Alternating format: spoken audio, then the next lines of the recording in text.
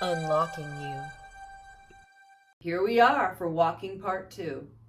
So, as I mentioned in the other video, walking is definitely a repetitive movement pattern. And here are some things you can do if you are walking for exercise. Basically, you might get bored. So, it's best if you're walking outside to plan out different routes. And as you get more fit, you might want to consider different terrain. So it could be even gravelly or grass, something safe. You don't want to be where there's a lot of holes or anything where you could twist your ankle. Or try small hills or larger hills. Or if you live near the beach, try the sand. But the idea is that you're trying to stimulate different receptors in the body. And people don't think about this as bone as a receptor, but it really is.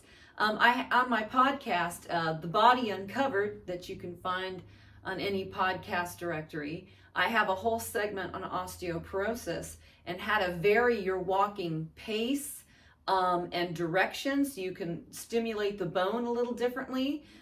You can check out that podcast episode. But basically, what I want to mention here as far as walking is concerned is try to find something that's going to motivate you to want to go.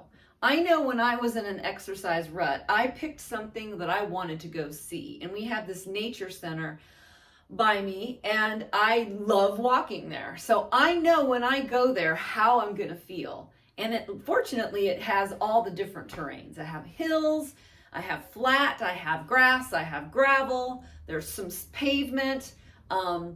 It's very well kept. But always be safe, depending on where you live in the world.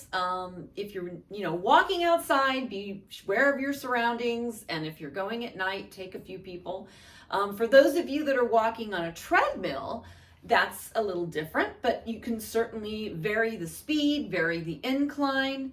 I wouldn't recommend doing fancy things. You're going to find out very quickly I'm not a fancy exercise person, meaning don't walk on the treadmill doing this with weights. Don't. Focus on your form, okay? That is the most important thing. I know a lot of people like to wear ankle weights when they walk and do all this other stuff, but the thing is as I mentioned in the other video, walking is a repetitive pattern. And you're constantly wearing and tearing at joints if you're not properly aligned.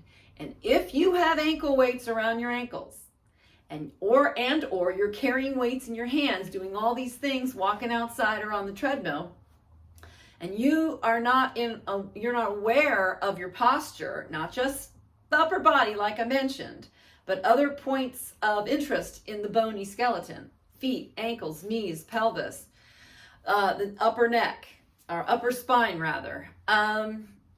It's kind of a recipe for a disaster. You have to condition this area to be in good alignment. Think of it like this. If I asked you to give me a phone call, right? And I gave you 10 numbers and I said, okay, call me later, bye. And you looked at the paper and you said, well, she gave me 10 numbers, but they're not in the right order. You're not going to be able to connect to me, right? There's no connection. But if I gave you my phone number with the digits in the right order, you could dial my number and I would answer the phone and say, hello. That's your body. So we add a lot of extra load to our body that's not in alignment.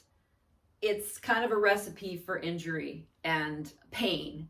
So that is my suggestion, is be aware when you're walking, like I said, to avoid boredom. You can try different things, but just understand if you're still feeling uncomfortable or there's something not going right, really consider having a biomechanical assessment and getting a corrective exercise program, because walking can be an absolutely fabulous way to exercise.